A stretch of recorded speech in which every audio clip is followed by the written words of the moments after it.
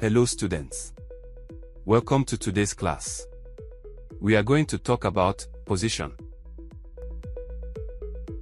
In our previous class, we discussed the various tools for measuring some fundamental quantities.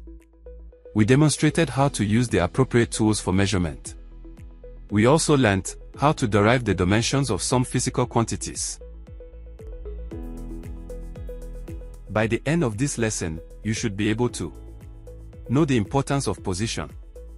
Know the difference between position and distance. Now, without further delay, let us dive into today's topic. Let's dive in and explore this concept together. Position refers to the location of an object in space, relative to a reference point or frame of reference. In other words, it's the answer to the question, where is the bed? To find the bed, the first thing we will have to do is to decide on a reference frame. To do that, we will need to choose a reference point as well as coordinate axis. In a one-dimensional space, it is easy to describe a coordinate axis, because we only need a distance from one point to another. Example is a bird that can only fly from left to right. In a two-dimensional space, the bird will be able to fly from left to right, also from up to down. In a three-dimensional space, the bird will be able to fly from left to right, from up to down, and also from front to back. Now that we have a reference frame, we can easily decide on the location of the bird. We can say, the bird is 3 feet to the left from the tree. Note: the tree is the reference point. Remember, for us to find the location of the bird, we had to gain two important pieces of information. That is the distance and the direction. We all know that a quantity that is described by magnitude and direction is a vector. So we can all say that a position is a vector quantity because it has both magnitude and direction. Position is usually measured in units of length, such as meters or feet. Now, let's look at the difference between position and distance. Position and distance are two fundamental concepts in physics that are often confused with each other. Here's a clear distinction between them. Position refers to the location of an object in space, usually measured from a reference point or origin. It is a vector quantity, meaning it has both magnitude and direction. While distance is the total length of the path traveled by an object from one point to another.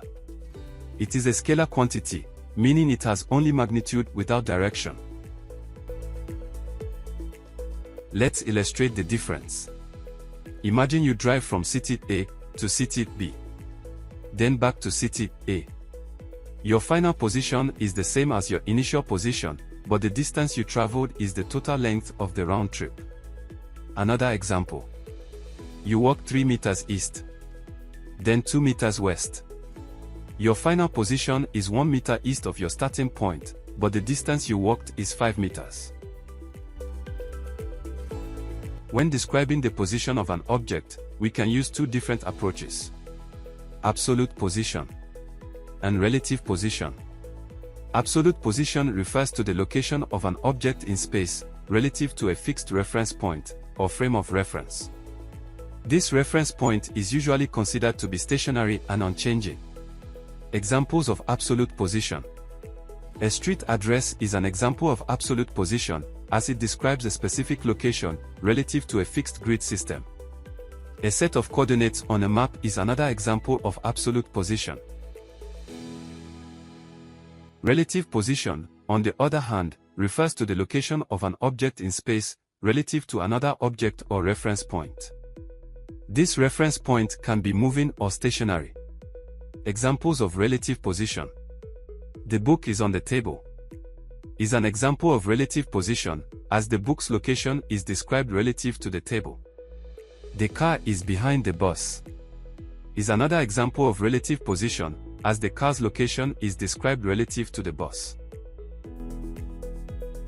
Here are some key differences between absolute and relative position. Absolute position uses a fixed reference point, while relative position uses a moving or stationary reference point. Absolute position uses a fixed frame of reference, while relative position uses a frame of reference that can be moving or stationary. Understanding both absolute and relative position is essential in various fields, such as physics, engineering, navigation, and computer science. Alright students, you are doing great.